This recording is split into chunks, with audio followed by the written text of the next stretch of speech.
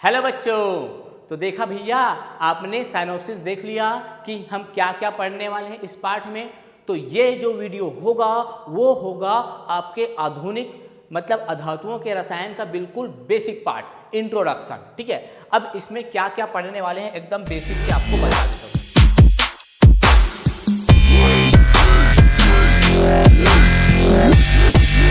तो सबसे पहले हम चले जाते हैं तत्व पे।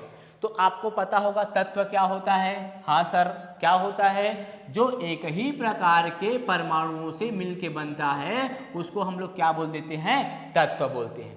ठीक है, मतलब जो एक ही प्रकार के परमाणु से मिलके बनेगा वो तत्व कहलाता है। ठीक है, हाँ। अब देखो प्यारे बच्चों, जो तत्व होता है उसको तीन भाग में बांटा गया। वैज्ञानिक द्वारा तत्व को तीन भाग में बांटा गया। पहला भाग हो जाएगा आपका धातु, दूसरा भाग हो जाएगा अधातु और तीसरा भाग हो जाएगा उपधातु। इस चैप्टर को पढ़ने से पहले, इसके जस्ट पहले आपने क्या पढ़ा? उस वीडियो में, उस चैप्टर में हमने जाना धातुओं के बारे में। अगर आप वो चैप्टर नहीं पढ़े हो तो जाकर पढ़ लेना, उसमें हम लोग पूरा डिटेल से जाने किसके बारे में? धातु के बारे में। तो इस चैप्टर में, इस वीडियो में हम जानने वाले हैं किसके बारे में? अधातुओं के बारे में। इसके बारे में पहले जान गए हैं, अब किसके बारे में जानने वाले हैं? अधातुओं के बारे में। ठीक है, अब ये उपधातु क्या है भैया? तो ध्यान से समझना। आपके जो आधुनिक आवर्त सारणी होती है ना, ठीक है, आपके जो आधुनिक आवर्त सारणी होती है तो इधर वाले क्या होते हैं भैया? इधर वाले होते हैं धातु। मतलब आधुनिक आवर्त सारणी के बाईं तरफ कौन पाए जाते हैं? धातु। और दाईं तरफ कौन पाए जाते हैं? अधातु। ठीक है, इधर अधातु। और यहाँ पर जिग जैग की तरह ऐसे टेढ़ा मेढ़ा ऐसा थोड़ा सा ऐसा कुछ बनाते हैं। कुछ धातुएं जो होती हैं उनकी संरचना ऐसे टेढ़ी मेढ़ी संरचना होती है, जिसको प्यारे बच्चों मतलब यहाँ पर इस स्थान पर कौन पाए जाते हैं पता है? यहाँ पर पाए जाते हैं आपके उपधातु। उपधातु। अब इसका नाम उपधातु क्यों पड़ गया? तो ध्यान से समझना। धातु और अधातु के यहाँ पे टेढ़ी मेढ़ी संरचना यहाँ पे बीच में पाई जाने वाली। अब संरचना क्यों बन जाती है? क्योंकि यहाँ पर एक तत्व पाया जाएगा, फिर एक तत्व, फिर एक तत्व, तो ऐसे संरचना बना के वो टेढ़ी मेढ़ी संरचना बन जाती है उसकी। ठीक है, तो धातु और अधातु के बीच में पाए जाने वाले तत्वों को उपधातु बोलते हैं। अब इसको उपधातु इसलिए बोलते हैं क्योंकि ये जो तत्व होते हैं ना, कुछ गुण धातु के रखते हैं और कुछ गुण अधातु के। तो दोनों के कुछ कुछ गुण मिल जाते हैं जिसमें, इस कारण न ये पूरी तरीके से अधातु बोल सकते हैं, न ही पूरी तरीके से धातु बोल सकते हैं। ठीक है, तो ये इसको क्या बोल देते हैं? उपधातु बोल देते हैं। आई होप आपको समझ में आ गया। ठीक है, तो पूरे तत्व को कितने भाग में बांटा गया? पूरे तत्व को भैया तीन भाग में बांटा गया, धातु, अधातु और उपधातु। ठीक है, अब धातु के बारे में तो आपने पूरा पढ़ लिया है। ठीक है, अब आते हैं इस पूरे चैप्टर में हम केवल और केवल किसको फोकस रख के पढ़ने वाले हैं? अधातु को। अब ध्यान से समझना प्यारे बच्चों, पूरे आधुनिक आवर्त सारणी में ज़्यादा मात्रा में कौन मिलता है? ज़्यादा मात्रा में मिलता है आपके धातु।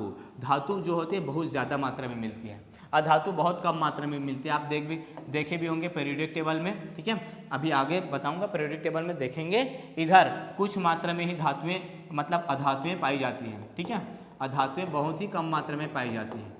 अब आप बोलोगे सर अधातुएं इतनी कम मात्रा में पाई जाती है तो इसको पढ़ क्यों रहे हैं? इसका क्या महत्व होगा? तो प्यारे बच्चों ध्यान से समझना। आपके जो जल होते हैं H2O होते हैं, पानी का सूत्र होता है ना H2O। हाँ सर। आपके ऑक्सीजन होते हैं O2। हाँ सर। ठीक है, तो ये सभी क्या है? किससे मिलके बने हैं? अच्छा बताओ, जल किससे मिलके बना है? जल दो प्रकार के तत्वों से मिलके बना है। एक है आपका हाइड्रोजन और दूसरा है आपका ऑक्सीजन। दो प्रकार के तत्व। और ये दोनों तत्व क्या है पता है? ये दोनों तत्व अधातु हैं। ये दोनों तत्व क्या हैं? अधातु हैं। ठीक है, दोनों तत्व अधातु हैं। ऑक्सीजन क्या है? ये भी आपका अधातु है। ठीक है, तो यहाँ पर देखो, जल के बिना क्या आप जिंदा रह सकते हो? नहीं। जल कितना इंपॉर्टेंट है हमारे लिए, है कि नहीं? हाँ सर। ऑक्सीजन कितना इंपॉर्टेंट है हमारे लिए, और ये जबकि अधातु है, तो कितना महत्व रखता है हमारे जीवन में ये अधातुएं। तो भैया इसके बारे में जानना, पढ़ना, समझना कितना इंपॉर्टेंट है कि नहीं? हाँ। हालांकि ये हमारे प्रकृति में कम मात्रा में पाए जाते हैं, मतलब इनकी संख्या कम है, फिर भी कम मात्रा नहीं, मतलब इनकी संख्या कम है किसकी अपेक्षा? धातुओं की। धातुओं की संख्या बहुत ज़्यादा है जबकि अधातुओं की संख्या कम है। ठीक है, तो फिर भी इतने इंपॉर्टेंट है हमारे दैनिक जीवन के लिए, इस कारण से हम इस चैप्टर में अच्छे से पढ़ने वाले हैं अधातुओं का रसायन। ठीक है, और ये उपधातु तो आपको पता है दोनों के बीच में पाई जाती है, तो इसके बारे में ज़्यादा डिटेल से नहीं पढ़ेंगे। ओके, और इसके बारे में तो पहले पढ़ चुके हैं। तो आई होप बच्चों आपको ये इंट्रोडक्टिव पार्ट समझ में आ गया होगा कि आखिर हम इस पार्ट में क्या क्या पढ़ने वाले हैं। बेसिक जानकारी आपको पता हो गया होगा कि तत्व क्या है, तत्व से क्या क्या बनेगा, धातु, अधातु, उपधातु, अधातु किसको बोला जाएगा। ठीक है, तो अधातु के भौतिक गुण हम नेक्स्ट में पढ़ेंगे, जिसमें डिटेल से जानेंगे अधातु के भौतिक गुण, उसके बाद अधातु के रासायनिक गुण भी जानेंगे। ठीक है बच्चों, तो इस वीडियो में इतना ही, मिलते हैं नेक्स्ट वीडियो में, तब तक के लिए बाय बाय।